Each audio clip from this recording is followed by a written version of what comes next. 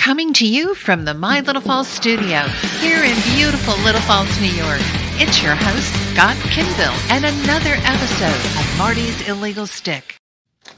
Hey, what's up, hockey fans, and welcome to episode number 40 of Marty's Illegal Stick, being recorded here on Wednesday, August 25th, 2021. The big 4-0. I can't believe we made 40 episodes. But you know what they say, that 40 is the new 30. So I feel young.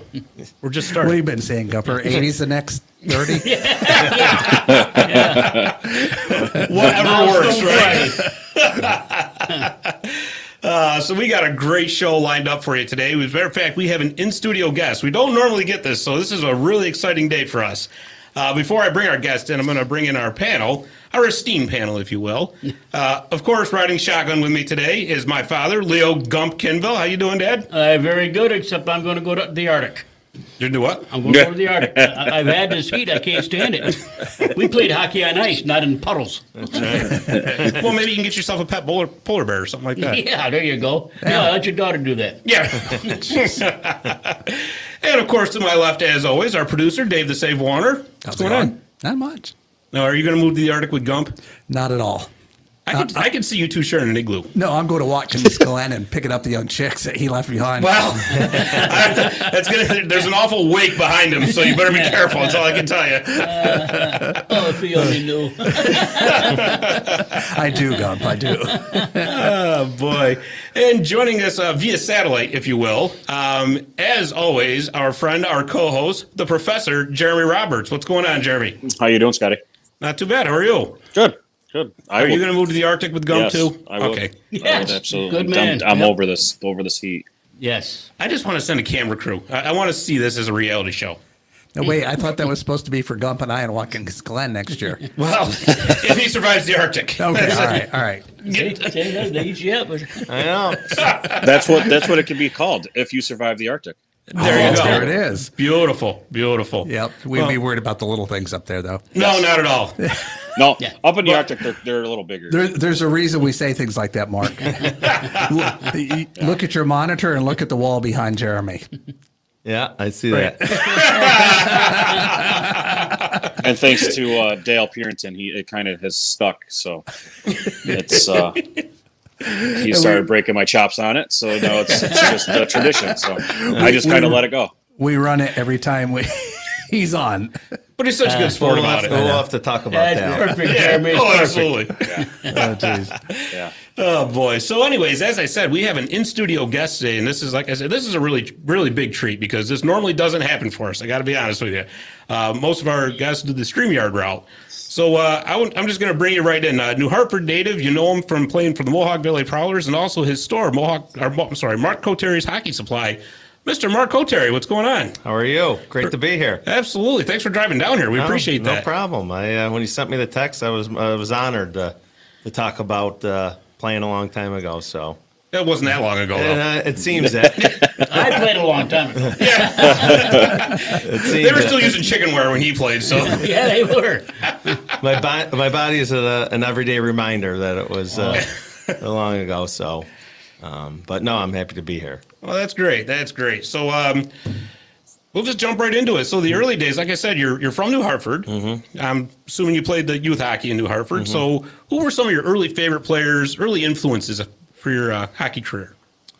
Well, it's kind of neighbors started. I had an older brother, Kyle, who played at Hamilton, that one day came home when they were sending the flyers out, and a bunch of the kids in the neighborhood were playing, and he bugged my parents to play. And the Kotarys were, especially the Rome Kotarys, were known for racing, and my dad was a pretty good baseball player. My mom had some athletic achievements on her own as a figure skater, but hockey wasn't certainly on our family radar. So I got involved. I started at a young age. My older brother, who's a little over 4 years older than me, started probably about 7 or 8, and I started when I was 3 or 4. Certainly a family to any New Hartford player that, other than your parents, obviously, growing up with 4 of us that played, the expense, and obviously owning my own store now, and my friends, and Uncle Mark provides. I have one nephew, my older brother's son that's 16 who's a pretty good player in the Albany area. So Uncle Mark seems to supply the equipment naturally for him. So seeing the expense of it is kind of a shock. But certainly for if you grew up in the 80s, obviously it was a given that your parents had to be full in on it, both time-wise and financially. But the Massoud family, they own the Massoud's Christmas tree farm in Roberts Road, was basically where I spent most of my youth. They had the barn that they currently sell their Christmas trees out of, was always converted. At the time when we grew up, Omar, who started the Christmas tree farm, was just planting. So the barn, as soon as it was cold enough for natural ice, there was ice up in there. It still does that, Mark. And we, still happens. And now John, his son, who was a few years older than me, puts it down right after the holidays. So as far as an influence who had a major impact other than family, I would say that their family was huge. I mean, if there was a snow day, there were 20 to 30 kids running up to the barn in the morning, getting dropped off, and me being the one of the younger ones, always had to wait for the older kids to get done before they would allow me coming on the ice. So guys like Bill Gall and John Massoud, my older brother Kyle, those were guys that certainly as a young kid I looked up because they were 3 or 4 levels ahead of me. And so that was a great experience. I mean, certainly Carson Cunningham, who ran the rink at New Hartford since its inception when it opened in 1980, was also very generous with if we were home on a break, finding odd times of ice. But I got to say, I think my parents had signed off. I used to pretty much in the winter take the bus up to Massouds, do homework, go out, have dinner with them, go skate, get picked up, go to practice in New Hartford, go back to the barn and skate and shoot pucks. I don't know. That's really cool. How thousands of hours that I spent up there. And I think in that era, there were a lot of us who went on to play college and in the minors. Billy was the first guy drafted out of New Hartford in 1985 by the Flyers.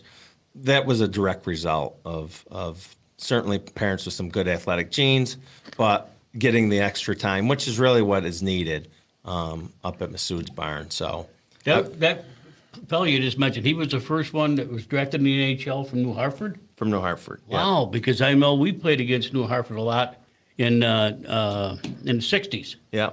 And there was a lot of good hockey players back then. Matt Bone and Bobby Wanamaker. There was a bunch of them. They were all Robert good. Wanamaker. I mean, obviously, you know, it's certainly someone's always the pioneer, right? So the Wanamakers, Bob Bullock, Carson, the Rollers, Matt Bone, the Batson brothers. Certainly they were the trailblazers of playing hockey in New Hartford. And then when the rink was built in 1980, everything. So my older brother and I started playing at Clinton Arena and Hamilton College. As soon as the rec center was built, New Hartford kind of went to another level. Sure. I remember, because I was not that I'm a big guy today, but I was really small. I grew late. Even in college, I grew another couple inches to almost 6 foot. And probably my first 3 years put about 30 pounds on in college. But I played with Russ Cahill and John Massoud. They were 10 as a 6-year-old. And we really didn't have a proficient Mike team for me to play on. I was playing long enough where I was a little bit more proficient than the kids that were my age, but certainly wasn't. You know, I didn't play much as on the team as a 6-year-old. So you were kind of the in-between stage. I was in between, but that certainly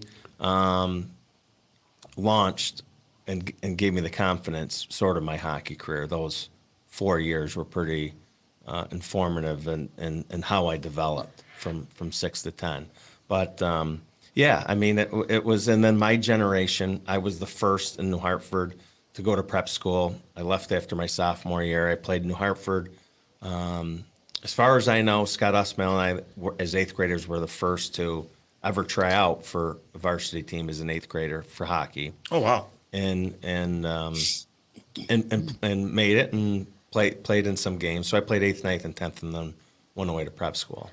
So as luck would have it, you ended up playing on the Prowlers with Scott too, didn't you? Yeah, that was my second year pro. I was invited after my first year in Richmond. I was on a 2-way contract with Carolina, who was in Richmond. It was we were the East Coast AA affiliate of the Hurricanes, and had signed a 1-year deal with them, and then was offered a tryout in the American League with San Jose's American League team, which was in Kentucky, which was a really cool spot for training camp. Sure.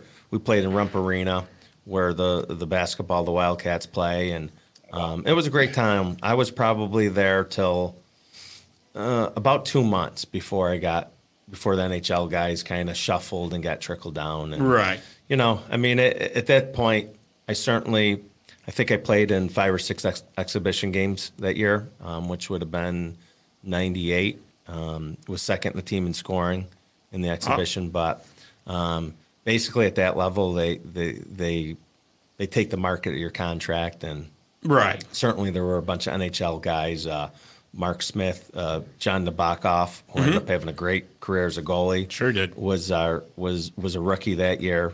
Alex Koroluk, who had a 300 or 400 game in the NHL. So, you know, you get shuffled down. So yes, from there, I was my agent called and said, you can go back to Richmond, which was the natural progression, or lo and behold, you can renegotiate your minor league contract and go to your hometown. Huh. So I don't know if it was a good, bad, or indifferent decision. It was certainly something that I thought was a unique opportunity at the time. Sure. I hadn't really been home in a long time. I mean, I left for prep school in '89. So certainly I was home in the summer, but to kind of be home and live during the hockey season, that was the first opportunity I had in almost 10 years. And Scott was still was on the team, and then I think maybe 2 or 3 weeks later, he ended up getting traded and then going to the Central League. But it was certainly a great experience, you know, playing with a kid I grew up next to. Oh, absolutely. And it was his older brother, Todd, that got my older brother the equipment and going. Right. So it was kind of a full circle, so to speak, with the small world. Yeah. And, you know, I have to tell you that Kentucky team had one of the coolest team names ever for hockey. It was the Kentucky Thoroughblades. Yep. It's so cool. I can't. It's different. Right? It is. That's awesome. Yeah, it's different. It was – there's certainly a lot of guys such as myself that would have played a lot in the American League at the time. And that's what happened when my first year pro in Richmond. The year before, there were, I think, 4 or 5 guys that won NHL Cups with Carolina. Steve Halko, Mike Krasinski, Manny Legacy was in Richmond. And so when I went to New Haven's camp in 97, 98, it was a split. Florida had 10 spots, and sort of like Utica did during COVID with St. Louis. Yep. And a lot of the teams were like that. So now every NHL team has an AHL team, has an East Coast team. There's certainly more room for those kind of guys that were in between. Sure. But yeah, I mean, it was fun. I was there from early September, and I got sent down around Halloween when I came there that year. So there were times I thought I was going to stick, and times that it was just like, well, I'd rather be playing than well, of course, than being a healthy scratch. Absolutely, so much more fun playing than sitting in the press box. Yeah? Absolutely, being a healthy scratch. Yeah. But you mentioned prep school, and I wanted to ask you about that because I was curious as to when you went. So you said after your sophomore year in high school, and it was a prep school called Loomis Chaffee. I hope I'm saying that correct. Yeah, you are. Which was Windsor, Connecticut. So how did that come about? And I guess what I want to know is why the decision to go there instead of finishing out your high school career in New Hartford? Well, the whole prep school game was probably on our radar as a family in around 85, 86. going to different hockey camps. A guy by the name of Dave Beecher at a school called Berkshire was recruiting my older brother. So as I mentioned, Bill Gall graduated New Hartford in '86, PG'd at New Hampton. My brother graduated in '87, PG'd at Hotchkiss, which was one of the top New England prep schools. They ended up losing to Thayer Academy that had Tony Amani and Jeremy Roenick on the team. Wow. In the New England tournament. And then the next family was John Massoud, who graduated in '88, who was a senior when Scott Usmail and I played as 8th graders, went to Northwood. So there were some people from New Hartford, 3 of those guys that were the top scorers in their classes. So we knew, about what it was about. I knew at the time that it was the best high school hockey in the country. They still send a ton of D1 guys to the pros and to college, but the junior ranks, and that we can talk about that a little bit later. But when I was coming up in the late '80s, it was certainly well known where you had to be, and I think locally and in New Hartford specifically speaking, there was kind of a lull sort of in talent. There were a few of us that certainly had the ability, if we kept progressing, to go on to the next level. But there was probably from '88 when Massoud graduated to when my younger brother Sean's team won the state championship in '97. There were definitely in that 10 years some really good players, but as the team, the overall level, it was starting to decline. Yeah. And so it was like I was playing in a summer tournament called Hockey Night in Boston. That's cool. At the time was big. It was held at the Garden. You had to go and try out. They had kids all over the country, and I was selected to the New York State Select 15 camp at Fredonia as a 15. So that was the top 75 players of your age that they would send out to the camp. So going to those things, and I went to the national camp in Colorado for the Select 16s for the national team. That's when kind of the recruiting process started, and so we started looking at a bunch of the New England schools. And I knew for me at the time that staying back and going for 3 years, both athletically and academically, were going to help me out in the long run. It was certainly a different decision. My buddies were used to going to the big New Hartford Whitesboro football games on a Friday night. And, I was missing out. But I knew if that's kind of the avenue to play college hockey that I wanted to do, absolutely, that's where I had to go. Now, my question is do you would you recommend prep school, or would you stay in just public school? Yeah, it's listen, for any young guy or young gal that goes to a prep school, and if they feel they're ready for it, forget the athletic piece of it. The experience I had was second to none. Certainly, there is much or more than a college. I almost fainted when I looked at Loomis's $60,000 a year to board. I think I asked my dad when I went. It was $35 in 1990, and my brother was playing at Hamilton at the time, which wasn't a cheap school. Right. But they do give you aid. I mean, a bunch of the hockey players were paying almost next to nothing, because of our athletic background. A bunch of the football players, Loomis Chafee at the time, we were very good in hockey, but it was really known as a lacrosse school. Our hockey coach was the lacrosse coach, and they had 6 or 7 high school All-Americans every year come through that school.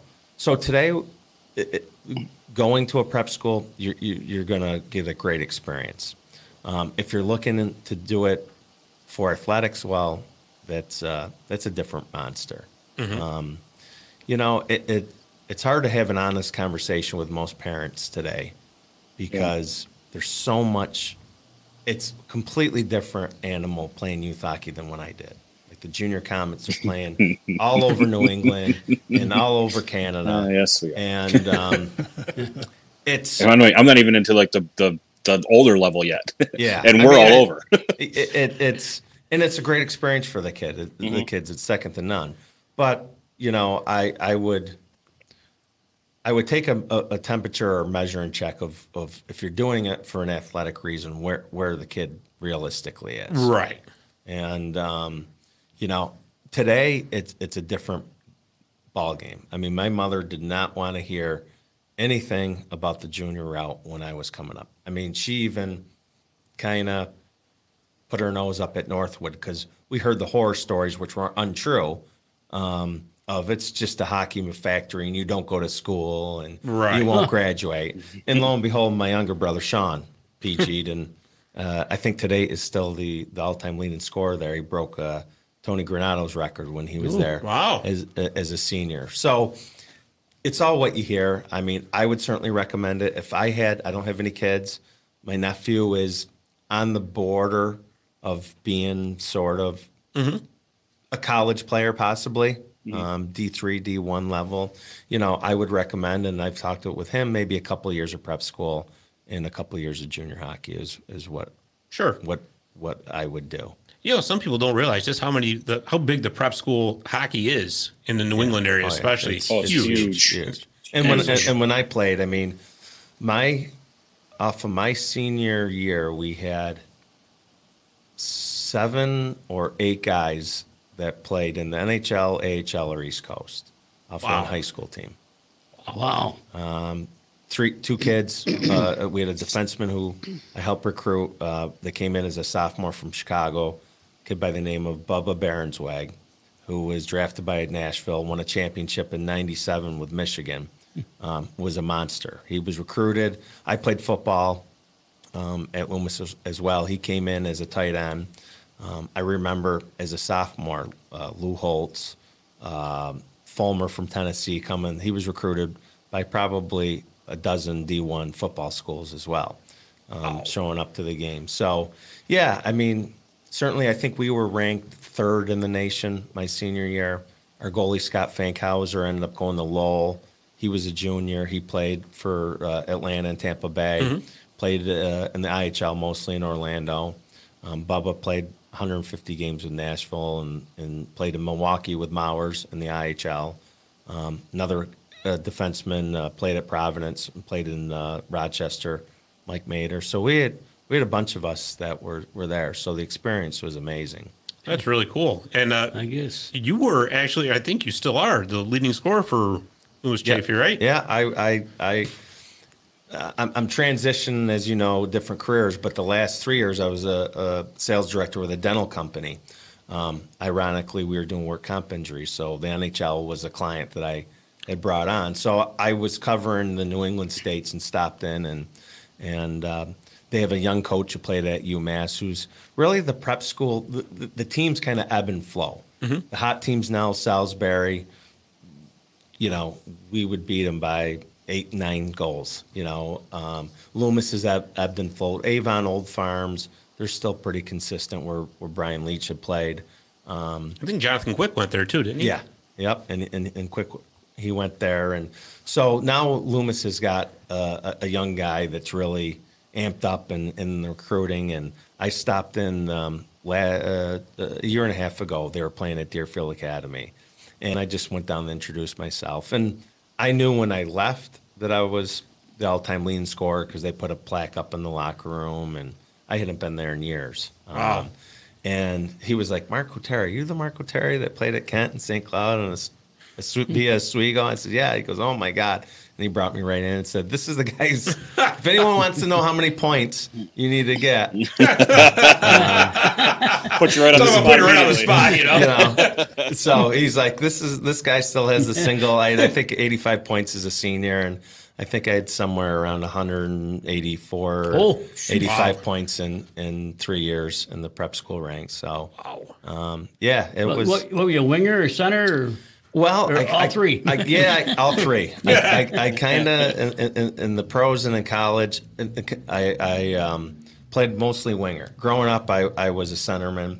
My sophomore year in prep school, I played with 2 PGs. One went to Miami, Ohio. One went to Boston College, and I played wing there. So I would say probably most of the time I played the off wing in prep school. But it was a great experience. I mean. I chose that school because for me, a lot of them are out in the middle. Hotchkiss, where my brother went, is in a little town in Lakeville, Connecticut. And there's nothing there other than the school. And Loomis, as you had mentioned, outside of Windsor, was 10 minutes outside of Hartford. Our coach at the time, the Whalers, were still there. Oh, wow. So it was, to me, it was a little bit easier transition. I didn't dress really any different from New Hartford to Loomis, where I know some of them will wear shirt and tie and sports coat. It just felt like a bigger school. Right. We had about 850 kids, grades 9 through 12, with about 500 boarders. So it was a nice mix of day students and boarders. So Almost like a mini college setup. Yeah, it was a mini college setup, and at the time I could tell the coach was really pushing. He brought about 6 or 7 of us in my sophomore year. A friend of mine who was our captain our senior year, went on to play at Miami, Ohio. He was my roommate my first year, and he was another Chicago guy. So they were really kind of amping up the program. Another neat thing that our school did at the time is we would go to Europe and play against semi-pro teams for 2 weeks at Christmas. So we went my sophomore year, and we went my senior year. We went to Germany. My sophomore year, we went to Italy and Switzerland and Austria. And then my senior year, we went to Germany and France. That's awesome. And, what an experience that must have been. Yeah. And we were playing against guys that were 25 to 35. Right. And we'd go over there and play like 7 games and ski and just kind of sightsee. So it was an amazing experience. And a great Christmas present. And a great Christmas present. Yeah. Yes, sir. But, all that hard work and all the scoring you did there really paid off, because you ended up going to Kent State University, which is CCHA, I believe. CCHA at the time, yeah. Yep. It's Division I. And that's so how did the recruiting process go for that? Well, I can say this now being 47. It won't sound humble, but I should have probably have gotten more looks, to be honest, based on what I produced. Not what I thought, but based on what I produced, what other guys. I love my coach. He was an amazing man. Climbed Mount Everest a few times. Had the foresight to bring his hockey team every other year. Coached lacrosse, was in the Lacrosse National Hall of Fame. Was an amazing guy. The one thing I felt as an adult looking back at it, that he certainly as an individual made us a lot better. I was a full throttle offensive guy. That was what I did best. He certainly made me a better two-way player. So when I went to college, I certainly was more well-rounded. What I thought he could have done better is promote the individual within the team environment. We were all there. Not every player was there to play hockey. I know a lot of the third or fourth line guys who would be very good high school players here, but were there for lacrosse or other reasons. So there were a few of us that thought, Grim was his nickname, that Grim could have pushed the certain individuals that were specifically there for hockey a little bit more. So my recruiting was kind of all over the map. I had a bunch of the D3 schools that were chasing after me: Plattsburgh, Oswego State, Fredonia. But it was funny. As I got older and my younger brother came through, I talked with some of the D3. I'm like, why didn't you ever recruit me? They were like, to be honest with you, we didn't think you would ever come. You would ever come, yeah. Right. Right. We knew the points you're doing. We knew you had twice as many as Tommy Nolan, who was offered a full ride after his junior year out of Avon, the UNH. Sure. We just assumed. Figured it'd be a waste of time. Yeah, it was a waste of time. So it was kind of like I was caught in no man's land. Right. I took a recruiting trip. I was offered a 3-for-4 at Providence. I was offered just under 3 years, about 60% at Northeastern, which was a school that I went on a recruiting trip and loved the idea of playing in the bean pot. Yeah. My buddy who went to Miami, Ohio, he was playing on the Midwest team in hockey night. We both took visits to BU and BC while we were out in Boston. But you know, the coaches entertained us and brought us around, but I just didn't really feel like they were recruiting. I got to Kent. My senior year, I went with my buddy Ryan, who was locked in at Miami. He was a really good stay-at-home and defenseman. We went to Cancun. I came back, and Hockey Night in Boston has what they call the All-Scholastic Tournament in March. So they take the best players from their seasons and throw a tournament together. And that's where Dave Peters, who was at Kent State, couldn't believe me. I led the weekend in scoring, and I remember him asking me 3 times and looking at my dad, "Are you really not signed with anyone?" I'm like, you know. And in all fairness, I didn't play the summer tournament where at a given point there were 80-90% of the NHL scouts there at every game. Wow. I mean, over the 4 years I played with, Keith DeChuck was probably the best player that I played. He played on the Greater Boston team. Each year there were NHL guys. Mike Dunham was our goalie from Binghamton, who played with the Rangers. And I mean, our team had 3 or 4 guys. A kid from Rome who ended up getting MS at Vermont. Corey Mechanic was drafted by the Rangers. So he wasn't able to go on and play after college. He was a great player. Our team had some NHL guys. I don't know what it was. I think playing in that tournament after playing a prep school year, I mean, there wasn't much summer hockey. So I just felt like the guys that really did well, like, for example, a guy like Sean Bates had a great NHL career, 500 or 600 games. Mm-hmm. He had one summer that he was unbelievable. Went to BU and made the best of it. That tournament in March, I think he was maybe 10th or 15th in the tournament in scoring. And so it was like, you know, I don't know why it worked out that way, but I was on the following weekend after this All-Scholastic Tournament in March, I was on a plane heading to Kent. And they offered me a 4-year full ride, and it was a no-brainer. I signed before I left. Yeah, you can't beat that. No. And I'm sure your parents were happy about that too, right? They were ecstatic, and it was a, you know, I've had a lot of as you heard with the Europe trips and playing on some of our national teams. The biggest disappointing probably of even getting sent down and not making it quite to where I felt I maybe had the ability to play at the professional level. Certainly, the biggest disappointment was Kent dropping the program after my freshman year. Yeah, that had to have been heartbreaking. It was, you're lucky enough if you get a scholarship, mm-hmm. and you're even that much luckier if that school you happen to go to is a school that you're in love with. And that's how I felt about it. We had 9 freshmen.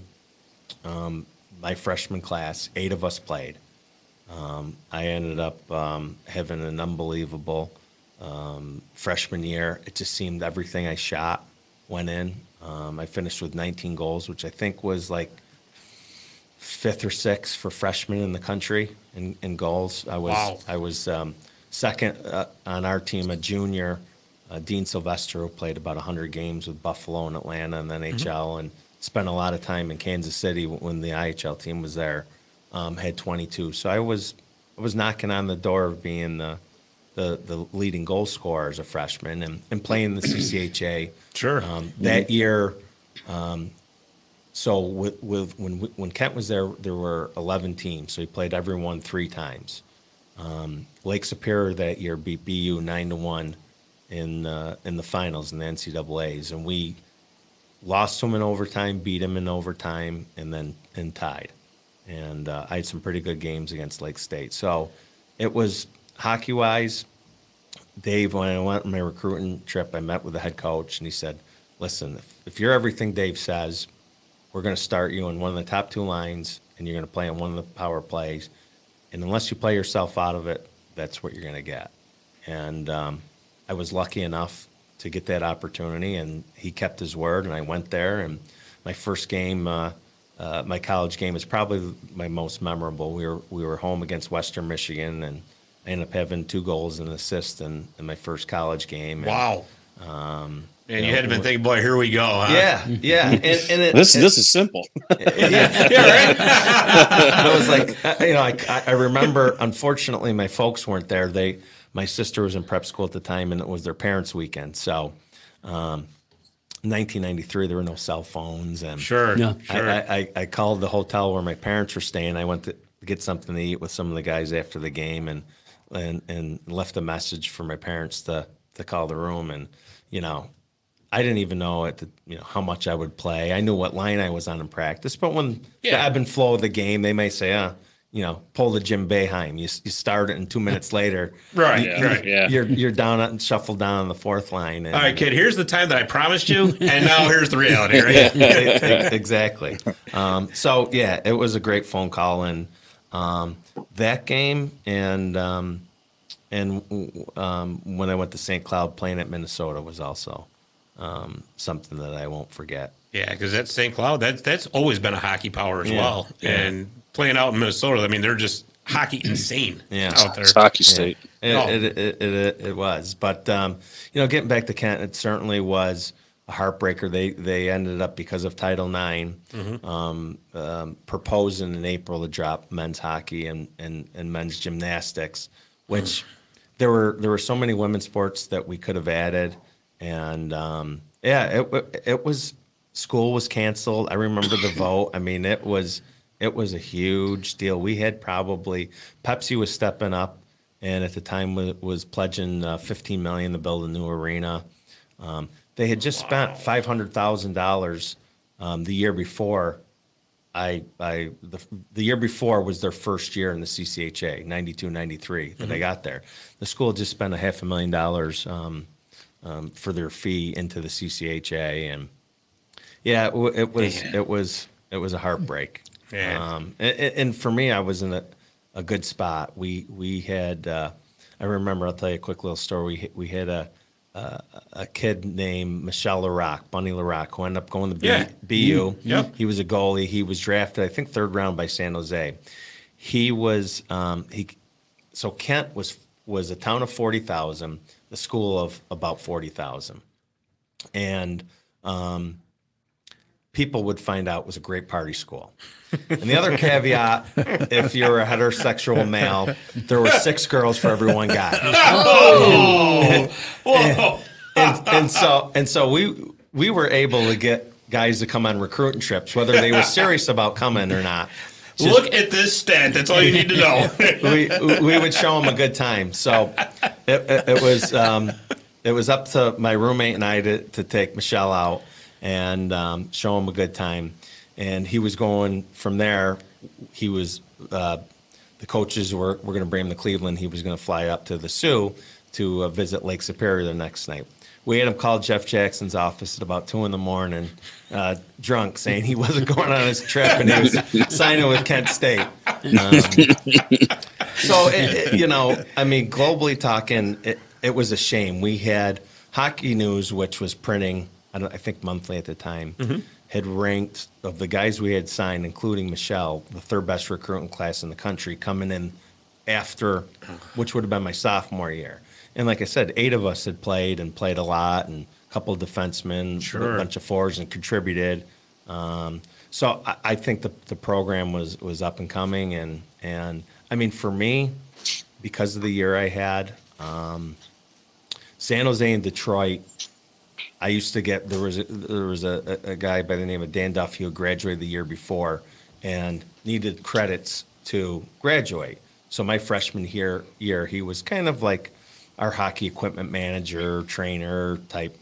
And he was always in the coach's lounge. And he used to come up to me and say, Mark, San Jose and Detroit are calling about you just about 2 or 3 times a week. How's he doing in practice, checking on? And he says, if you follow up next year with a year like this, and they had called my parents a few times, and I probably would have signed and left, and the stars weren't aligned, I guess. I mean, I mean, there are other players that have you certainly have to have the talent, but have benefited. I mean, it's a lot of luck, when you're not the Crosby, Yager, when you're one of those borderline players.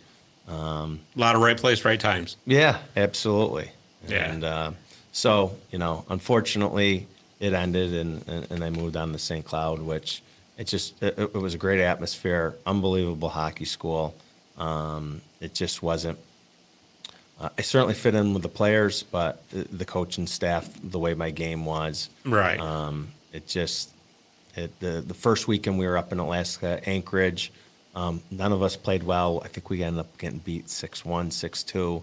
The next night we won 6-2, 6-1. I had a goal and 2 assists, and those were the last 3 points I scored at St. Cloud. Of course, it was probably like a 14-hour plane ride to get there, too, right? It was. It was St. Cloud to Denver to Seattle. Oof. We stayed in practice where the Thunderbirds played, and then from there to Anchorage. It was a different world up there. Wow. Well, see, now you can find out about the igloos in the Arctic for Gump here.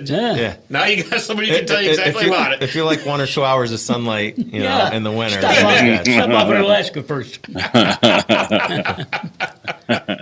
Oh, man. So from St. Cloud, you did end up back at Suny Oswego. Yep. And your first year, you had one heck of a year. You were Suny AC Player of the Year. Yep. And so tell us how all that came about. Well, that was another kind of roundabout way how I got there, and chalk that up to being young and naive. So San Jose was probably the hottest team at the time professionally that was still talking to me.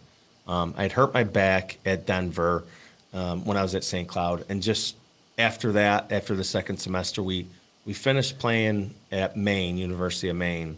Right before Christmas, and I went home, played 2 great games at Maine, and then my second semester, when I came back for Christmas, I just had a tough time breaking into the lineup.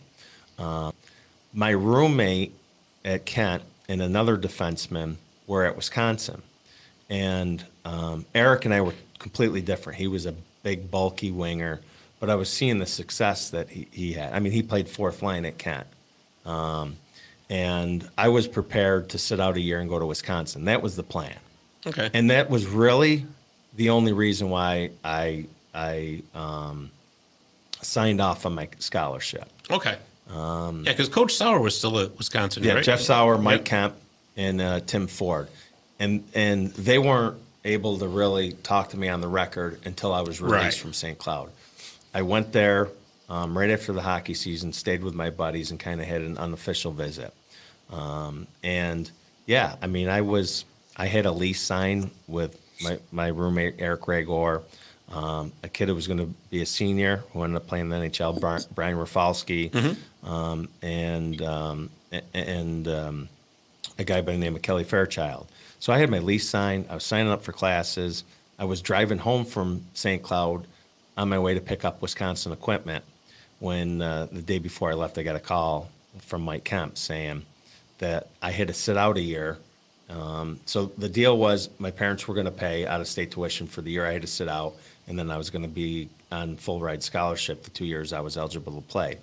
He said they anticipated 3 or 4 guys signing with NHL teams, and at Christmas, 3 guys were flunking out, and they ended up getting their grades up. So there was no room for me to practice. I couldn't be on the team because at the time, the WCHA had a maximum number of players allowed on the roster. Roster restriction. I was already 21, so I was too old to play in the USHL or any junior hockey. Right. And I was caught in no man's land. Again. And from there, it was a tailspin. I did have one Division I opportunity that, why you do things at certain times. Bruce Crowder called my family and said, we'll give Mark a scholarship for the year he's got to sit out and the next 2 years at Lowell. Oh, wow. I want him dropping off clothes and driving right to Boston, and I'll meet him there. And I had visited Lowell when I was in prep school, and the rink was old. It wasn't, Lowell isn't a great section of town. And I was like, you know what? I'm not doing this. Because you got to have your heart fully into it, Yeah, I mean, I was emotionally a little bit of a wreck with the Wisconsin thing. Sure. Because I was was fully. I mean, I had a time to meet the equipment manager to pick up my red and white pants and gloves and everything. And next thing you know, I have this guy from Lowell. In hindsight, it's like, why didn't I do that? And I called the scout who was talking to me the most from San Jose, and he said, you know what, Mark, at this point, you're better off just playing next year. I still think you can play at this level. Why don't you go to, one of the top schools, Plattsburgh, Fredonia, Oswego at the time. And so Don Unger at the time didn't have to recruit me that much. I had a friend of mine, Guy Hebert's brother, who was a year behind me at Loomis, who transferred to Oswego from UMass, was playing there. I called him, and he's like, it's great. We got a great team. If you come, and that's what I did. Wow. It was kind of in hindsight, I probably would have stayed at St. Cloud, but you don't know. I mean, hindsight. Right. It's always 2020. It's always 2020 and easy to play Monday. Quarterback. Right. Hockey-wise, I should have went to Lowell from there and probably would have finished out with 2 great years there, but I didn't do that. And at that time, you're thinking you want to get to the NHL, and that had to be weighing on your mind. Well, geez, if I sit out a year, how much is it really going to affect me? That's... Yeah, I mean, it was I just had an incredibly tough hockey year. I went from, as a freshman, going into a great situation, playing in an unbelievable conference with Michigan and Michigan State and Lake Superior State, and going to St. Cloud, and playing against Minnesota and Denver and North Dakota and those teams was unbelievable. And it was just, I went from a high to one of the low points in my hockey career. And so at the time it was like, you know what, the heck with it. I just want to go, not sit out and play. Unfortunately, hockey-wise, it probably wasn't the best decision or option that I could have taken at the time. But again, you don't know at that particular time either. That's hindsight. Yeah. Yeah. I mean, I don't regret it. It is what it is. I went to Oswego, had 2 great years. I went to San Jose's. They have an invite rookie camp that if you go back as a college, you can show your receipts that you played. Unfortunately, if you notice, why I played in 5 or 6 fewer games was there was an NCAA probe that I had to go through, that some of the schools were, even though they knew what I did was legal, they were still kind of jerking me around. Right. I'm not going to name the school, but it was a powerful SUNY school that the coach was really upset that I went to Oswego instead of their school. So they were the instigator into this investigation. So wow. So my senior year ended up being a little tumultuous. And for what? Bust somebody's chops over that. I mean, come on. All because you didn't get the athlete. Yeah. Yeah. I mean, they depositioned my grandparents who paid for my flights to Minnesota. They called Chuck Grillo, who was the head scout at the time with San Jose. They talked with players, Ted Drury and Mike Rathje and a bunch of guys. Dodie Wood was there. Mark Smith was a rookie at the time.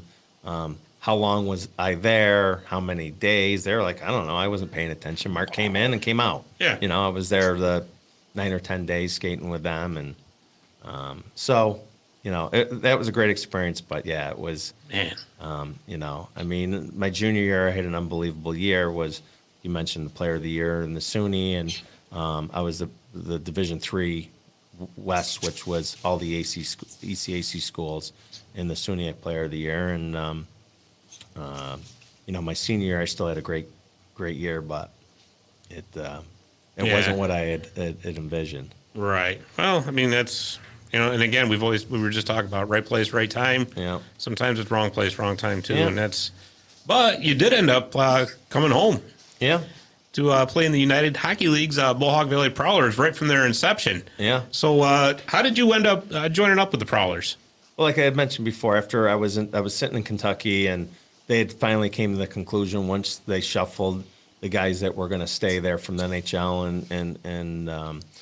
and the guys that were going to stay there permanently in Kentucky, and they were shuffling a bunch of us back to the East Coast in UHL. So I believe that was the first year the IHL had folded. So I knew it was a really good league. There were a bunch of the teams, Kalamazoo, Fort Wayne, Saginaw, that were old IHL teams playing in the league.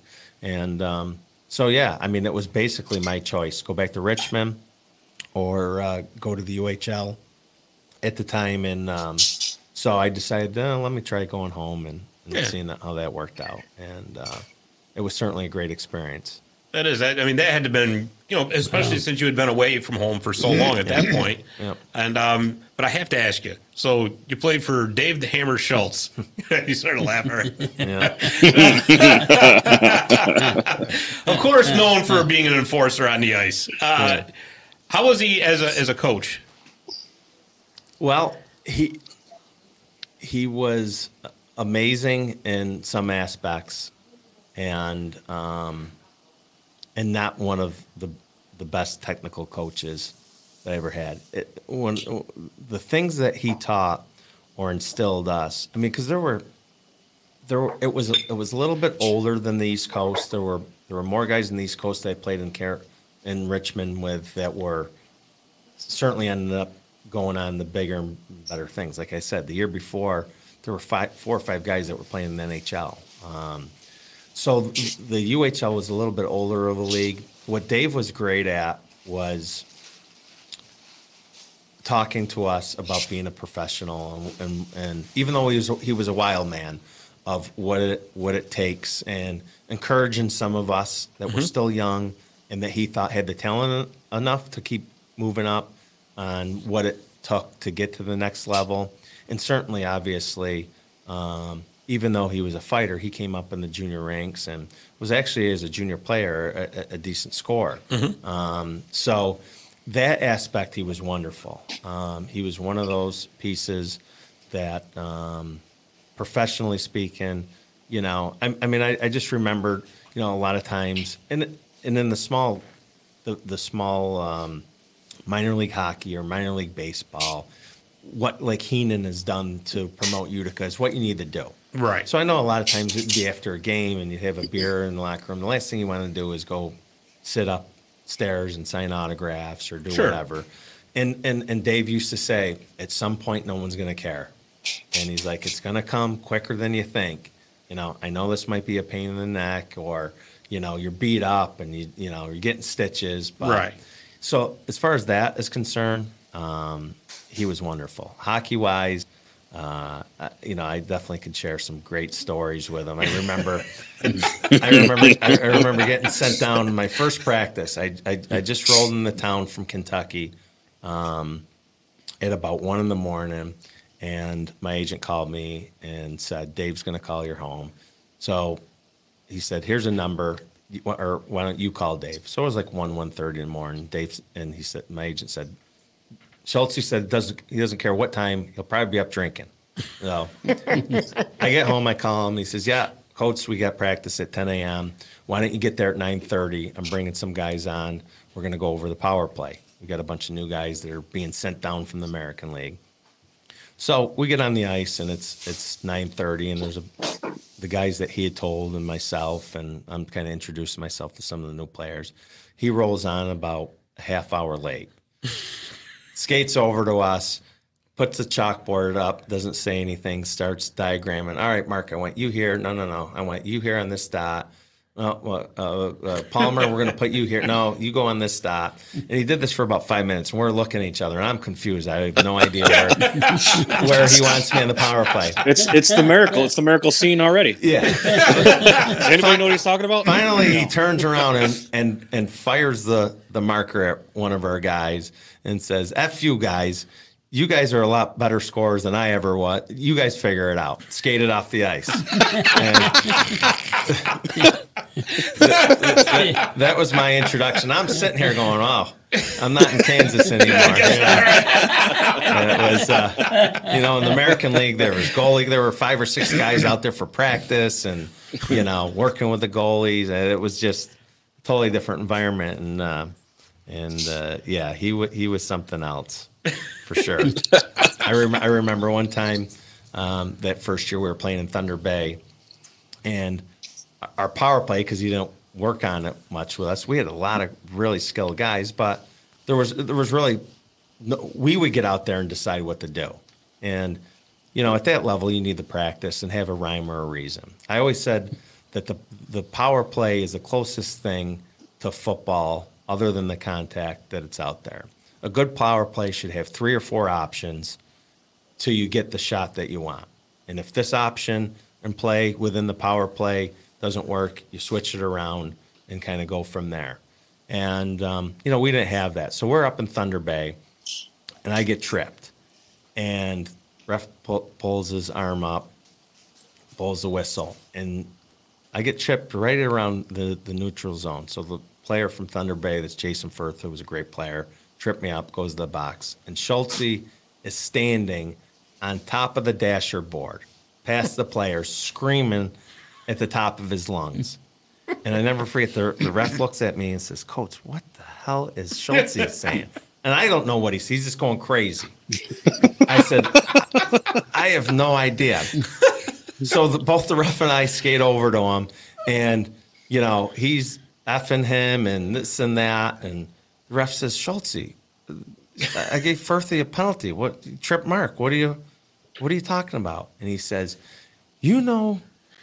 "Well, how bad our power play is. I am going to meet you. If you call another penalty on the other team, I'm going to meet you in your locker room after the game." The ref and I just look at each other like, it's the first time a coach had ever threatened the ref for calling a penalty. If they gave us another power play, that the coach was going to meet him outside after the game. I mean, it was that's great. But I bet the ref believed it too. It was like, "Oh, this is Dave Schultz." He looked at me and smirked and skated away. And I think the next time we got a big power play, he threw the water bottle out on the ice at him, and it was. I never witnessed anything. The guys on the bench were just looking at me. I was like, "Oh my god!" But yeah, he like I said, off the ice, he was wonderful to play for, and made a lot of us better in that regard. The X's and O's, a lot of the players pretty much took care of that. I remember, I'll tell you one more quick story. We were in Flint, and I'm outside taping my stick. This is, I think, in between warm-ups and when they're cutting the ice. And a couple other guys are, when I played, the one pieces weren't around. It was I had a contract with Bend and Branches, so I had a blade with, that's when the Easton two-piece came out. The graphite was the first year they had. So a couple of guys are fixing their blades, and I see Schultz, he's leaning up against the wall, like totally confused what's going on, looking at the lineup card. And he comes in there, and he goes, "All right," he's like, "Listen up, you cocksuckers." That's what he always called us. He said, "I have no idea what they're trying to do, but you expletive better, you guys better be ready to go." He's like, so we played Flint the night before. This is a 2-game series. It's the next night, and he said, last night they had Mark Major, who played with the Red Wings. They have Major starting out on left D. They have Brian Sackett, Joe's brother, starting out on right defenseman. He's normally a center. They have Nick Stadjahar, who was an unbelievable player. He was 7th overall by Edmonton, had a bad knee injury and got stuck in the minors. Nick's starting out at center, and so wasn't even in the lineup. He's starting in right wing. So you mother effers better be ready to go. I have no idea what Shedden was their Doug Shedden was their coach. I have no idea what Shed's doing over there, but you guys better be ready to go. And opens the door and slams it and walks out. And I looked at Serge, and he's looking at me confused as to what the heck is going on. Was that our pregame speech? Yeah.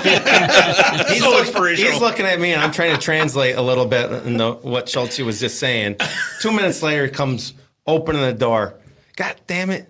He goes, "Scratch that. That's our starting lineup." So yeah, after berating us for 10 minutes and being totally confused, he was looking at the numbers of our starting lineup and couldn't figure out what Flint was doing. So yeah, he was certainly he was a fun guy to play with and play for. But I can't believe he only lasted one season as coach. Yeah, It's weird. I wonder why, but yeah, he was a lot of fun and definitely a lot of great memories. Some of those stories that I have playing for him. Oh, that's awesome. Yeah, Where were the iPhones back then to get that on video, right? Oh, and been I great. mean, he was madder than a hornet, and he was, I don't know what's going on, what they're doing, and you guys, berating us. You better be ready to play. We played well last night, and boom, flies out, and we're all like, oh, okay. I don't know what they could be doing. Yep, 2 minutes later, no, forget that. That's our lineup. Oops, sorry about that, guys. Didn't say a word. Just get out there. Okay. And somebody grabbed me a beer on the way out. Yeah. So there was 3 seasons you were with the Prowlers, and then the team ultimately ended up folding in 2001, which was a real shame. I mean, that's the way everything went down. And then you had a couple more seasons in hockey, and then you were pretty much out as far as. Yeah, that was. I mean, by then I was physically getting and mentally a little nicked up. The realization of where I was. I mean, it was. Listen, anytime you get paid 1 cent to play a sport, you should be honored, and I certainly was, and loved every minute of it. But at the time, after what we went through, and then everything happens for a reason. Unfortunately, the owner. What most people don't know is until the Comets 2 years ago, the Prowlers, because I did some help. Promoting the team and reaching out to people in the off season, the Prowlers had more season ticket holders including the Utica Devils, than any pro organization had ever. Really? And only the Comets beat them a few years ago when they got to the 3,000 mark. Yeah, we had it was over. I remember looking, and I couldn't believe we had almost 2,900 season ticket holders. Wow! I think realize it was that many. We were looking at the. A guy by the name of Robbie Nichols, who had coached in Flint and has been running the Elmira team the last few years and played with Detroit. He was a great guy. They had hired him to do some promoting and stuff. And we found the records from the Mohawk Valley, the Utica Mohawks on up in attendance. And we were killing. I was surprised even the Utica Devils killing those season ticket numbers. And I think the second year, which was probably one of the best teams I ever played on, with when Mara Roberge came, and we ended up losing the Quad City in the UHL semis, and Chris Palmer and Vecchiarelli and myself and Yannetti and Tim Harris and Frederick Glass and Roman Muka, who just retired a few years ago playing in Czechoslovakia. I mean, we had a lot of talented guys, and the team made money, and unfortunately, the owner was he clipped a bunch of us with some money in the end, and once that went down, I was kind of I had an opportunity to go to Europe, to Germany, and play, but the team wasn't going to have me come unless I signed a 3-year deal, and at the time I was just the workout, I had a bad eye injury my second year with the Prowlers, and had broken my hand. The first year when I got sent down was slashed and broke my hand pretty bad. And so the injuries and that stuff was starting to catch up. And, at the time I said, well, maybe there's very few people in the minor or at the pro level that can do a Derek Jeter and play for the team that they want to play for 20 years and go out gracefully. And sure, that rarely happens. Right. Even I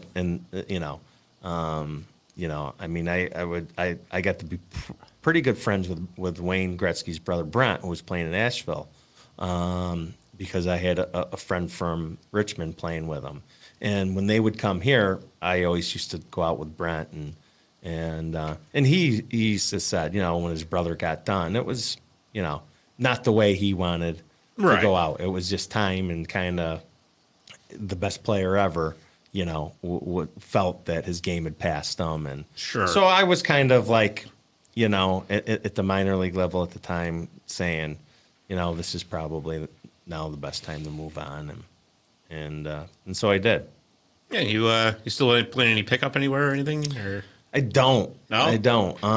When I got done playing, I took about a year off, and let some injuries heal up, and I got in the pharmaceutical business, and started. I had a bunch of the friends, the guys that I had mentioned, the Masouds and Galls, and guys I grew up that were a little bit older, playing in the men's league in Clinton, and at the time was probably. Well, it wasn't probably. It was the best league around. That was pretty much, there weren't really any restrictions on who you can play, or if you played at this level, you can't play. And so I played for about 4 or 5 years, and pretty much 2008 was like the last year I played. I played in 2015 in a league in New Hartford. I had some buddies that wanted to play, and I brought a bunch of my Scotty Osmail, Masood, and Franny Altieri, and a bunch of guys, and we played. I ended up maybe playing 8 or 9 games that year. But once I opened up my hockey store, I didn't really want to be around. Right. And I always break Heenan's chops that I said, well, you're only here because I didn't want the job. They had offered at Utica College. I was still playing at the time, and said, no, I have, you know, no interest in coaching. And it's funny, a lot of guys that get done can't get enough of it. Me, I kind of I couldn't wait to get away from the game, which was hard for me to accept, because it pretty much was my identity, my whole youth, why I went away to prep school because of hockey, and my college experience and pro experience. And you know, at the time, it was a struggle just trying to exit, you know, gracefully, yeah. with some highs and some lows. That, you know, like my stockbroker says, no one bats 1,000 in life. Right. And certainly I had a lot of great opportunity in hockey, and made a lot of great friends, and it brought me all over the world. But at the time, I just kind of wanted to step aside and well, the reason I asked if you're still playing is because Jeremy and I actually play in the Clinton B League, and we're on the same team, the Killebrew, and we have a couple openings. So we're wondering if you could just change your name. Maybe wear a mask to the draft. You know, I don't think they would have any problems with me playing as bad as I probably would play. Oh, you know, I tell you, I watched them play. They need your help. I don't know. Sorry, Jeremy. Yeah, he was referring to me. Don't worry about it. Yeah, exactly. Yeah. No, I don't know if I'd be worth it. No, you'd be worth it. Yeah, that's right. You'd be worth it. You go out of bed. Never mind. I can't say that. Yeah. No, but it's amazing. I found so I didn't really, other than my family, my younger brother, when he got done playing, he had some injuries. He was living out in Nantucket, and we started a hockey camp out there. And he and I did that together for 3 or 4 years, and then kind of turned it into a family thing. And that really, in the years after the Clinton League, that was the only time that week I'd have skates on in a year. I certainly remember playing in the New Hartford League in 15, I don't know, whatever, the 8 or 9, 10 games that we played in. That I was like, I might hurt myself. My mind, you know. Your mind goes, your body's I know what my mom, now I get what she was saying as she got older, saying, you know, unless you look in the mirror, you still think you're that, you know, beautiful person at 20 years old. And my mind thought I could do the things, but my body physically couldn't. And you know, that could be a little bit frustrating. You know, I had to kind of keep it in mind that, you know, some of the kids I'd see them at props are like, you're still good, but you know, I don't know. And then it's like, well, you're only seeing about 20% of a shell of what it used to be. But Love the feeling well there. yeah, So you mentioned the store, and so you opened that in 2008, correct? Nine. I'm sorry. 2008, yeah. Okay, I wrote it down wrong. Yeah. After Sticks and Skates had closed. Yeah. So what was it that made you say, I'm going to open up the store that replaces that store? Yeah, And tell us a little bit about it. That really was never my thought or business plan to replace what Rock Grozadade started, and then when Chad took it over, I mean they were in a different animal, and when they got into it, the internet was just kicking on, and they hit it right at the right time.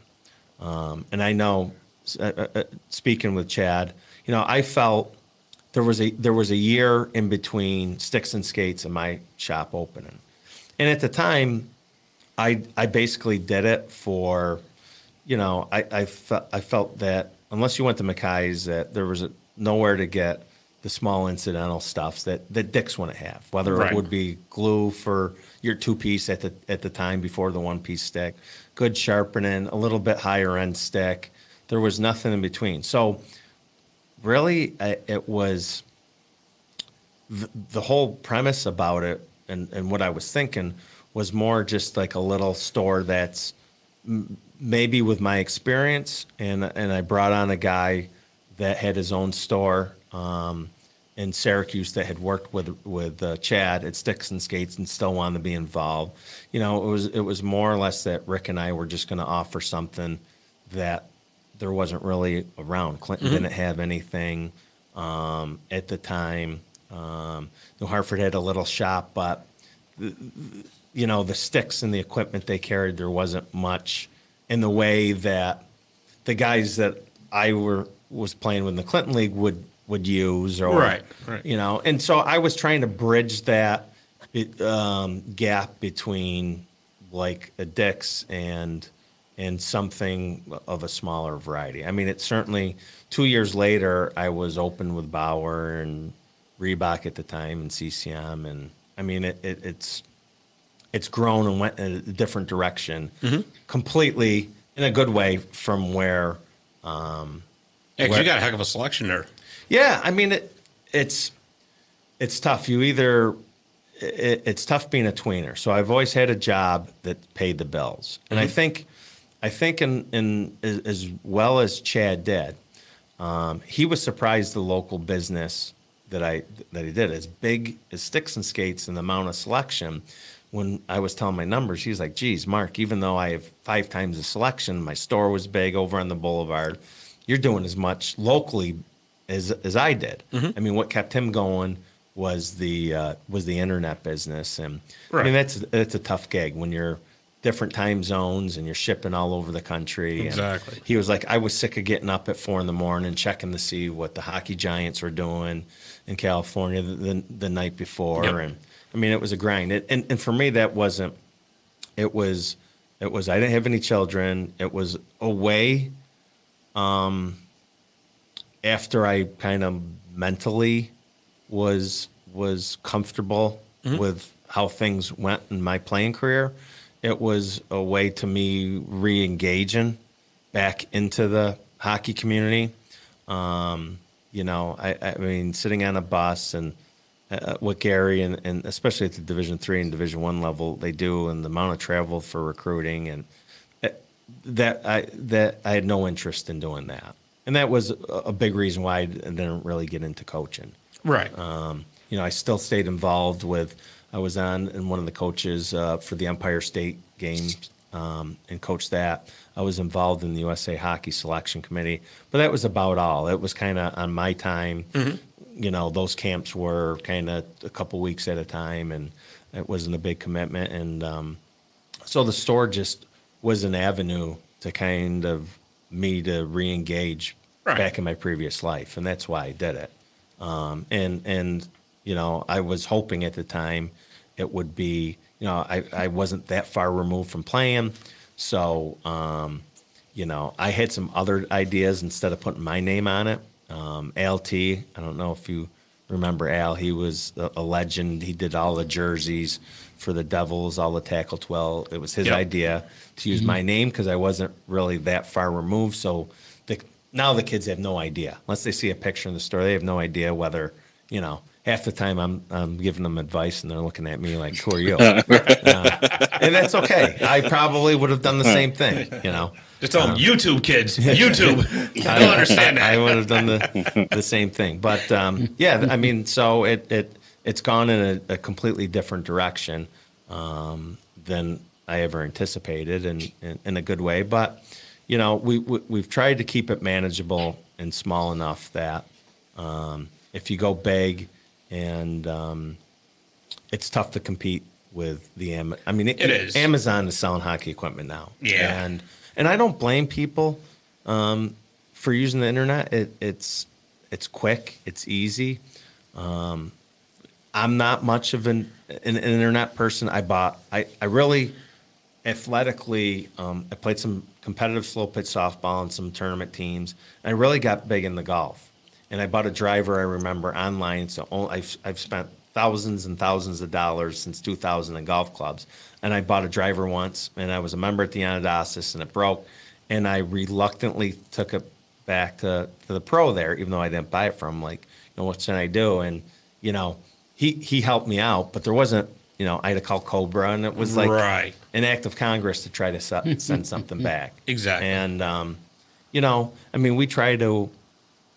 I've turned away more business in the store, really. I've talked more kids out of when they come in with their grandfathers and they're in high school. And I remember this kid in Rome, specifically. He wanted the Air Jordans of skates, and they're $800 and $900. And Grandpa was ready to peel out the hundreds. And I'm like, you may not want to listen to me, but this isn't the right skate for you. Right.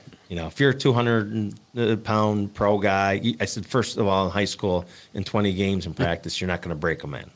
No way. And, I said, these that are $400, $500 are more than a skate. And I remember the kid coming back in about a month later saying, oh, I'm so glad I listened to you. They fit perfect. And that's the most important thing that we try to do is get people in the right. I encourage all the parents that don't play hockey. And like I said, I don't know what Play It Again would do. They're in the business of selling items when someone walks through the door. That's not really my goal. My goal is to help you and your kids out with your need. And many times I say, bring the whole bag in. We'll suit them up, and I'll tell you, these fit, these fit, these don't fit. And that's what we try to do. Well, and that's great that with you and the experience that you guys have, you're able to do what you just said. And I'll tell you, internet for me, as far as like buying hockey equipment, I like to actually put a pair of gloves on. Yeah. Right. I like to, okay, how's the flex on this stick for me? Yeah. And you don't get that with the internet. Yeah. Scotty, aren't you still using a wooden stick? Not anymore. I got away from that. All right. I finally did. But listen, What's wrong with that? Sherry, that was my calling card. Yeah. Okay. Straight blade too. Straight blade. No, it wasn't. It was the coffee curve. That just set me apart. Yeah, Marty really illegal stick over here. Yeah, see, it's all about promotion. I remember my dad when I was younger. I used Christian sticks, and he'd go to New Method Bandage in Rome, and get like 20 of them for $80 or something like that. It lasted me a couple of years. I still have my Christian sticks. Yeah, it's crazy, and they're a great company, and that's what we used at St. Cloud. The Christian blades, we'd send them our patterns, and the Christian brothers were close with our program, and they were a great stick. Well, they were geographically pretty close to the school anyway. Weren't they, with the factory? Yeah. Well, they were up in Warroad, Minnesota. And that was one thing about St. Cloud that I loved. I got to experience some of those. Warroad has 3 rinks, and it's the size of Dolgeville. Yeah. Thief River and Roseau, where they make Polaris. They've had 25 Olympians and NHL guys, and I was playing with a couple guys. I remember we were playing at my sophomore year at North Dakota, and a guy by the name of Bill Lund, who was a legend in Minnesota hockey. He was a runner-up for Mr. Hockey in the state of Minnesota as a high school player. He was drafted by Philly. He was a senior the year I was at St. Cloud. So he invited a bunch of us. We were playing at North Dakota at Thanksgiving to go to Roseau from Grand Forks. And on the way, he says, oh, we're going to a wedding. And I'm used to I'm like, do they know? Are we invited? So every wedding in Roseau is at the VFW, and all they do is they put on a marquee, Mike and Julie's wedding, 7 p.m. That's how they invite people up there, and the whole town does. And I remember walking in, and there were, I don't know, 500-600. The place was packed, 500-600 people. The whole town was there. Whatever many there are in Roseau, and we're walking in with our St. Cloud tracksuits because we just got done playing, and the Windsor and Cokes is what they drink up there. Is we're flying, but it was certainly those towns are a little bit different than people couldn't believe that a town the size of Chadwick's near New Hartford where I live would have like 3 indoor rinks. And, right. Yeah. Right. No kidding. Yeah, you got to tell people I can't make this up. I can't. Yeah. But just to follow for people that don't know, where's the store located? Hours, days you're open? So we're located in the old Partlow building on 2 Campion Road, New Hartford. Right now during the summer, we're open Tuesday, Wednesday, Thursday nights 5 to 8. Come October 1st, when the rinks hopefully will open up in full capacity and everyone will be playing, then we go to Monday through Friday, 5 to 9, and then we have hours on Saturday. So we're still running the pro shop in the rink in New Hartford and the rink at Kennedy and Rome. So, that was a little bit of a struggle with those rinks being essentially closed to the public during COVID last winter. But but hopefully, even though the people are getting nervous about this Delta variant, that the kids will still be able to play, and men's leagues will continue in high school, and so just got to cross our fingers now at this point, Yeah. But, that's, and you guys, like I said, you do a great. I've had my skate sharpened in your place, and you guys do a fantastic job, and I'm sure like if somebody had their heart set on a certain stick, you could probably order it for them. Oh yeah, I mean anything. I have 2 guys I called Bauer today for skates. I mean it I found that prior to Chad, some of the stores, the Gold Post, and a Night of Bike was a little bit different because with the bicycle shop, they had a little bit more of a different avenue to engage other customers.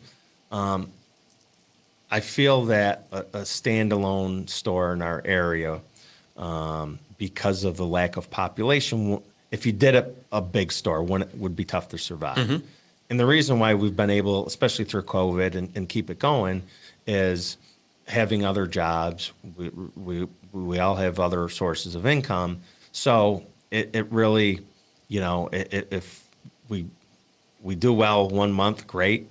If we break even, pay the bills, that's fine. We're not shutting down. Right. And so that really, a lot of times we offer services that people will call me and my store's closed. I live a couple miles down the road. I'll meet someone. Yeah. So, I always try to remind the public, Macy's isn't going to do that. That's right. That's exactly when they were here, if you needed a tie for a wedding, sorry, we're closed, So get here early in the morning, cross your fingers. Yeah, that's right. So those are the little things that we try to do to set ourselves apart versus a retail store. That's excellent. Like I said, I personally vouch. I mean, you guys, if anybody's playing hockey out there, seriously, that's the store to go to. Yeah. But did you get it though? He did say it's the little things. It is the little things. See, Jeremy? it all circles back to that. Told you. Told you. Oh boy. God. Well, this has been a lot of fun. And Mark, you going to stick around for the... Absolutely. All right. So what we're going to do is we're going to go to our first commercial break here. But before we go, we're going to do Breakaway Trivia.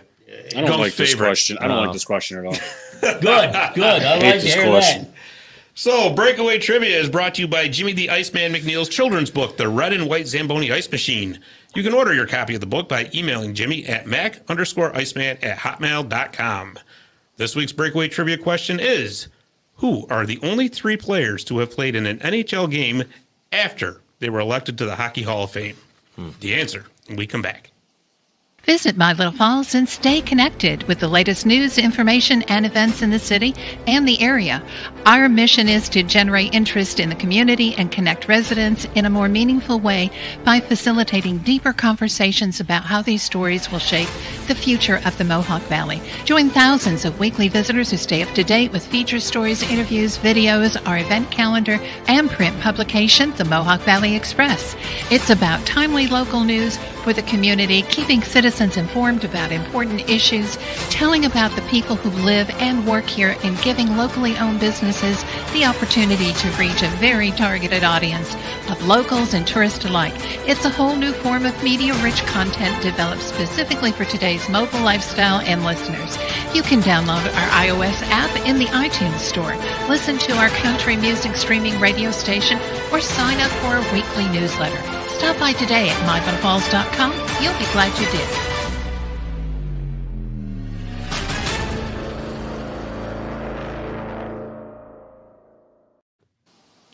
You know, Dave, you got to send me the download of that song so that we can play that in the locker room before our games. So that just makes me so pumped up. What? Yeah. You want to play that before your games? Stop speaking. You've officially made my head hurt. I'm so glad I made your night. Just you know what, Dave? Just send it to him like on like a little, I don't know, link or stick something. or something. Yeah, or, so he can just plug it into his phone. He can put his own headphones on. I'll put it on a cassette and I'll bring it in my Walkman. How's that? I'm going to make it a ringtone for you. Hey, there you go. There you go. Perfect. You're all hurt, pal. I know. We're back for segment 2, Hockey Hot Takes. And as always, we start off Hockey Hot Takes with our answer to Breakaway Trivia. But I'm going to give you guys a question one more time just so you can think about it 1 second longer. And the question is, who are the only 3 players to have played in an NHL game after they were elected to the Hockey Hall of Fame? Gump, as always, we're going to start with you. Yeah. You know, now you got a live guy here who's played professional hockey. And they like to rip me up. Anyway, the first guy I'm going to say is Gordie Howe. Mm-hmm. Mm-hmm. The second one, here goes the laughter, Marcel Dion. And what's the third? Mario Lemieux. Okay. Jeremy, I'm gonna go with his first 2. I'm going to stick with those first 2, but and Yager. I don't know, only because he's still playing. Oh, forgot about Yager. I don't even know. Oh, it's the NHL. Who cares? I'm sticking with Yager because it's a dumb question. I like you more and more, Jeremy. I'm telling you. Mark, what do you think? Boy, it's definitely got to be Gordie Howe and Mario Lemieux were the first 2 that would come to mind, and I can't think of. It's not Brodeur, but that he would come to mind. I don't know who would. Marcel Dion is a good guess. I'm trying to think. I know Lemieux, I'm pretty sure, was from retiring from his cancer and then coming back, and obviously Gordie played forever. So yeah, I'm gonna say those are 2 logical. I have no idea who the third one would be. Well, you guys are right about Gordie and Mario. Yeah. The third one is Guy Lafleur. Oh. Ugh. He retired from Montreal, and then he came back to play for the Rangers and the Nordiques. So, I had him. I couldn't remember his name. Yeah. You couldn't remember Guy Lafleur's name? I know. Yes, I had all 3 I'm a Ranger too. fan, and I watched him play forever, but I just couldn't. I'm old, Scott. I'm not even going to say anything. Gunn can't remember his own name. I'm old. I played hockey 60 years ago. You guys talk about all these fancy sticks? Yeah. I had a Northland Pro for crying out loud. Those are great sticks. He cut his down off the tree. You had to go say that, didn't you? Yeah, he had to get Eve out of the way. Oh, boy. Well, 2 out of 3 ain't bad. Yeah, not bad. I never knew Guy retired, and I remember him playing with the Rangers, but yeah, he had a big falling out with the Montreal management, and he got pretty upset with them, and he just said, "Well, then screw you, I'm retiring." A few years later, after he was elected to the Hockey Hall of Fame, he had a little bit of a change of heart and said he wasn't bad when he came back. No, he wasn't bad at all. I couldn't. All I could think of was Henri Richard. I know it wasn't him. I knew who it was. I couldn't think of his name. I feel the same way. I had all 3 all lined up. I just couldn't think of their names in the right order. I couldn't do that either. Oh, I thought you were talking about coming back after being elected to the Hockey Hall of Fame. Yeah, I had all three of them. Yeah. Don't worry about it. Yeah, well, you're on your phone out. That's why I didn't ask you. Oh, yeah, that's right. You didn't even You ask can't even Dave. spell hockey. Yeah, I had it right here. So let's kick off hot takes here. And I hate to start off like this, but our prayers and condolences to the families of Rod Gilbert, Jimmy Hayes, Caleb Reimer, Parker Magnuson, Ronan Sharma, and Jay Greenberg.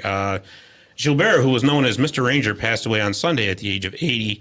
Hayes, who played for the Bruins and the Devils and is the brother of Philadelphia Flyer Kevin Hayes, died unexpectedly on Monday at the age of 31. Reimer, Magnuson, and Sharma played for the Delta Hockey Academy in British Columbia and were tragically killed in a car accident on Saturday.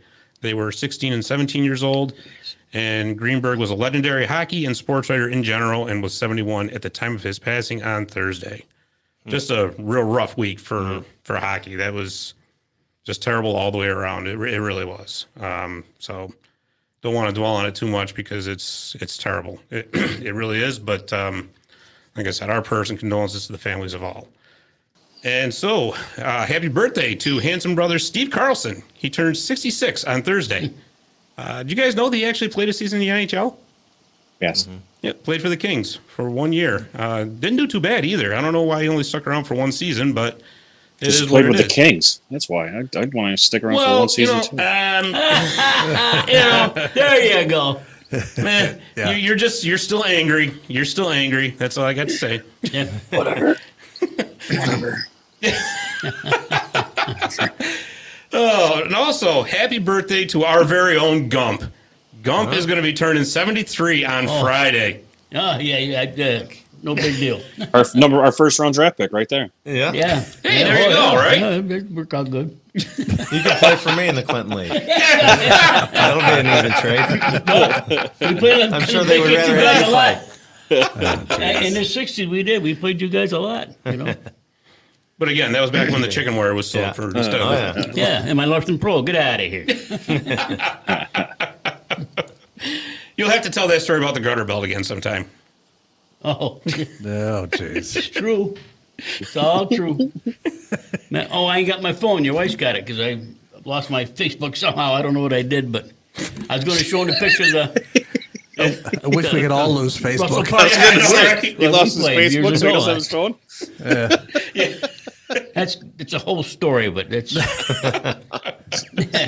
boy, that's a long time ago. Oh, boy.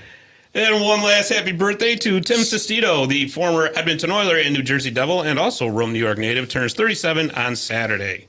So that's what we got for our happy birthdays. Let's see. Congratulations to Henrik Lundqvist on his retirement. He ended up finishing with 459 wins and 15 seasons played. Surefire first ballot Hall of Famer's got to be. Absolutely. Got to be. Yeah. It's a shame that he never did get a cup. I was actually surprised that he only won one Vezina Award. Yeah. I was looking at that earlier. I'm like, wow, how Yeah. did that happen? You know? But you look at some of the goalies today. Yeah. Man, these guys are good. I mean, geez. Yeah, I mean, no doubt. I mean, there's no. I mean, I guess it's kind of hard when you got a guy like Marty Brodeur right in your own division. Yeah, in your backyard, yeah. You know, but still, I mean, it's one heck of a career. And you know what? I really wanted to see him play that one season with the Capitals, just because I would have loved to have seen what the reaction would have been if the Rangers and the Caps met in the playoffs. I would have just liked to see him just play in New York to see what the crowd would have done and what they would have done and how they would have, obviously they were going to accept him, but, just to see that tribute that they would have put up for him. Oh, yeah. Oh, it would have been unbelievable. It really would have, but, and it's a shame to see that his career had to end because of the reasons that the it way did, it did. Yeah. I mean, obviously you never want to see anybody's career end, but that's, It's better safe. In his case, it's better safer than sorry. Absolutely. And Yes, it's good that he's healthy again anyway. And we'll certainly watching his Hall of Fame induction ceremony. So, Absolutely. and let's see, last but not least, the Evander Kane saga continues. His estranged wife has accused him of betting on his own games, which is a major no-no. The NHL has started an investigation, and if found guilty, he will be suspended for a long time. So, guys, I wanted to ask you, should the Sharks somehow try to move on from him? He's got 4 years left on his contract at $7 million per year, so it's going to be kind of hard to trade him especially as he has a modified no trade clause. There's the buyout option, which will actually lower the cap hit, but they'll be on the hook for 8 years. Well, why don't you just keep him then? Yeah, it's kind of what I'm thinking. If he doesn't get suspended, I mean, I don't see how it would be feasible to move on from him. Really, he just can't. I mean, as much as they probably want to, and just get away from the black eye that he's causing, if it's true. It's going to be easier just to keep him because, I mean, you're not taking any hits that way. Right. And then, it's a real shame, too, because the guy is so talented. Mm-hmm. Well, that's why I don't know. Such is it a actually force true? on the ice, Is it actually true? That's what's bothering me. Is it actually true? Yeah, that's the other thing. I mean, and I'm glad that the league is actually going the route of, doing the investigation before jumping the gun and, suspending him and then do everything afterwards. I mean, it's got to be extremely. I mean, say if he has bet on a game, and he's thrown a game. Now, Mark, you play professional. Would it be hard or would it be easy to actually throw a game?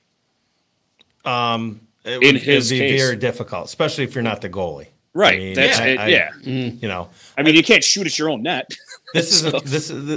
Well, you can. Well, I tried that. Yeah. We can show Scott doing it. Well, to do who was that from Edmonton? Larry Steve Walker. Smith? yeah. But I mean, this is the first that I'm hearing about this trouble with him. I mean, obviously he's got a reputation of being a little bit of a locker room issue, but I mean, certainly the union is not going to let him go quietly. So, right.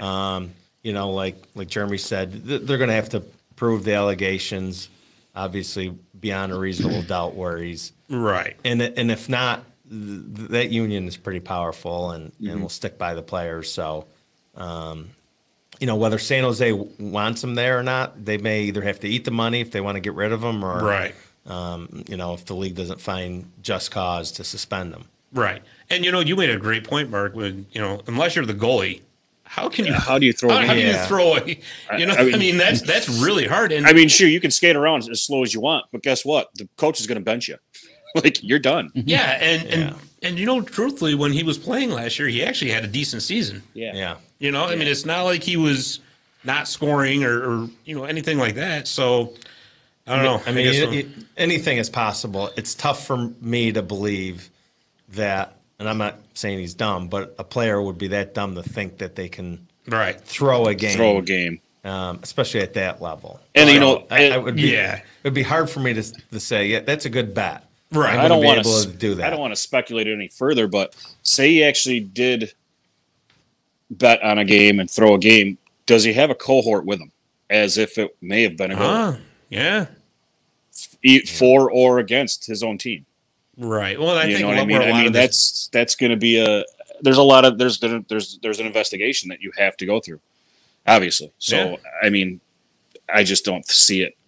Well, and I don't see how they're going to fully complete it before the end of the start of the season either. I mean, that's going to be really difficult. So and the fact that it's not to dismiss her claim, because who knows, but to me it would seem like it would be more plausible if it were a bookie coming after him, right, or the casino, or rather than a disgruntled male or female. Sure. Right. And I think where a lot of this gets fueled to the fire was he was having financial issues, with bankruptcy. And of course, the internet being the wonderful thing that it can be, next thing somebody says one thing and then the next thing it snowballs into another and another and another. So it'll be interesting to see what the league does come out with. But I don't think they're going to be able to resolve this anytime soon. So call Pete Rose, see what he thinks about it. Get him to Cooperstown. Yeah, there you go. That's all I'm saying. Yeah, I agree. I lied. I did have one more news item. I just didn't scroll down. The IIHF, the International Ice Hockey Federation, has agreed to buy insurance coverage which includes COVID for the NHL players playing in the Olympic qualifiers, which take place August 26th to the 29th. So, guys, it looks like it will be a go for the NHL in the Olympics. We've talked about this before. I'm not a big fan of it. I understand players want to play for their country. I get that totally. But if you're the NHL, you got to be like pins and needles watching these games, especially if you're a playoff contender and your star player is there. You know, that whole feeling of, please don't hit him. Please just get on the coach with the, hey, can you bench him, please? But it does look like it's going to happen. So wait and see, my friends. It's going to be about it. You know, Scotty, there was one more little hot take there that you forgot was the woman hockey player for Team USA. Oh, yeah. Just set that record. That's right. That's right. She did. Go ahead and tell us about that. I can't think of her name, so I can't. Hillary Knight? Was it Hillary Knight? Hillary Knight. Yes, it was. Yes. And now I can't even think of the record that she beat. But the goals, I'm guessing. I think it was goals. So here comes the professor with the lukewarm take. I'm on. Hey, I was outside all day. I'm like just beat up from the heat. So I'm hydrated. I think it is total gold for the women's championship. So and she's one heck of a hockey player too. There's no doubt about it. I just want to add just about what you said about the NHL guys possibly going and taking a break. I think the all power is the league. You know, the union certainly has. Even when I was playing the East Coast, we were part of the PHPA, which is the Professional Hockey Players Association, which at the time ran the East Coast, the IHL and AHL. And it was a pretty powerful organization. I think the NHL is telling the owners, to me, that they must, I think, make so much money letting the guys go, and people seeing how good the game is. I think that's really the main. I'm sure as an owner, I would be sitting on pins and needles if I had 3 or 4 guys out there. But the overall, I think the NHL commissioner's probably saying, tapping those owners on the shoulder, saying, you know, the exposure the league and the guys get will bring you in X amount of dollars, and that is the end all, the be all of them. Sure, because every time they mention one of those players, it's going to be, you know, Artemi Panarin from the New York Rangers, right? It's going to be mentioned over and over again, which is, you know, any exposure is good exposure, really. So the economic impact is probably so great. Absolutely. That the owners that doesn't mean they're not sitting on pins and needles, but they say, all right, you know, if we can get through this, it might. When they're sitting on a pile of cash, it makes it a lot easier, right? Add more gold to the pot. Follow the money. Absolutely. Always follow the money. Absolutely. So that's all we got for Hockey Hot Takes. As always, we're going to end this segment with Website of the Week. Website of the Week is brought to you by 315hockey.com. 315hockey.com is your news hub for all levels of hockey in Central New York. This week's Website of the Week is vintagemnhockey.com, which is vintage Minnesota hockey. Fantastic website. So interesting to go through and see. Of course, obviously, Minnesota is the state of hockey, and it's just full of their history, pictures, articles, you name it, it's there. So if you get a few minutes, check it out. So that's it for segment 2. We're going to take our last commercial break, and when we come back, we're going to ride on that Zamboni Time Machine. We'll be right back. Need to find that gift for someone special? Visit Little Falls Presents at the Stone Mill and Canal Place. Stop by today to find unique artist work, T-shirts, coffee cups, gift towels, greeting cards, tote bags, koozies, and original oil paintings and prints. It's all about the art of the gift. For more information, visit mylittlefalls.com/shop or call 315-508-5310 for details. How about that one, Scotty? Does that one get you fired up? No. Not as much. Not as much. Do you want me to up my game on it? You know, I think you should.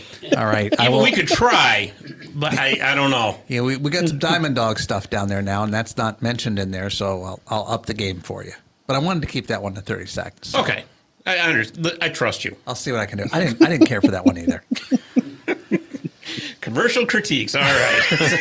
You started it. Mark, I know I did too. You don't want me doing a commercial for you because I'll catch hell for that too.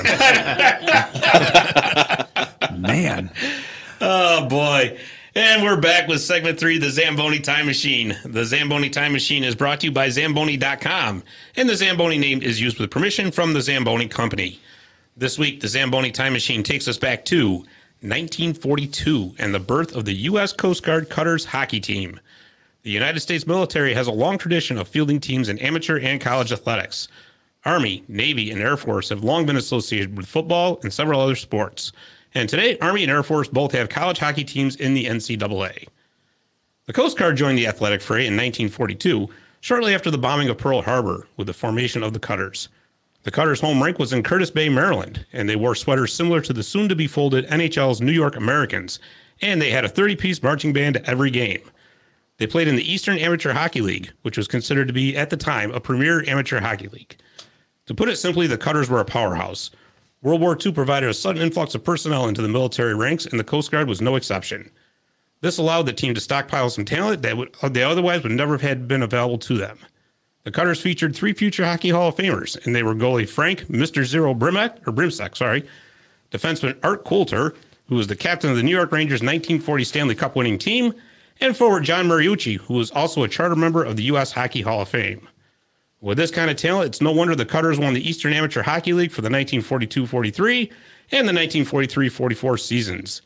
After the 1944 season, the Cutters were disbanded as pressure to have its players in the war effort instead of playing hockey finally overwhelmed the Coast Guard brass. Even still, the team was beloved. Former Cutter Mike Nardello would say, "I loved that team so much that I never wanted to take off my equipment.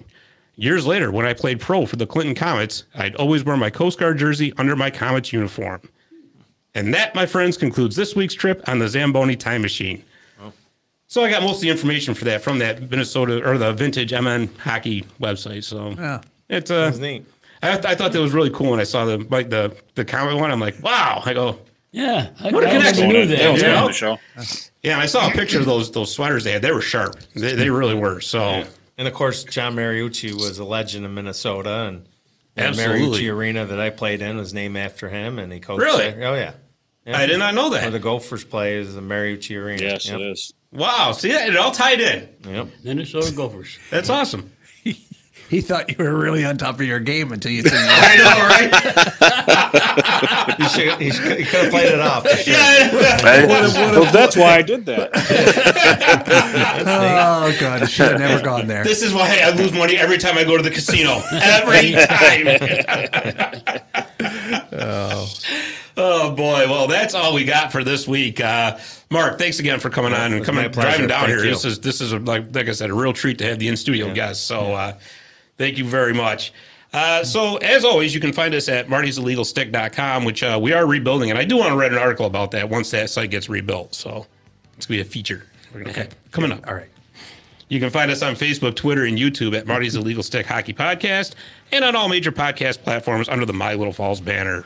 So for Dave the Save Warner, for Leo Gump Kinville, for Jeremy the Professor Roberts, and Mark Kotary, I'm Scott Kinville. Thanks for listening, and we'll see you next week.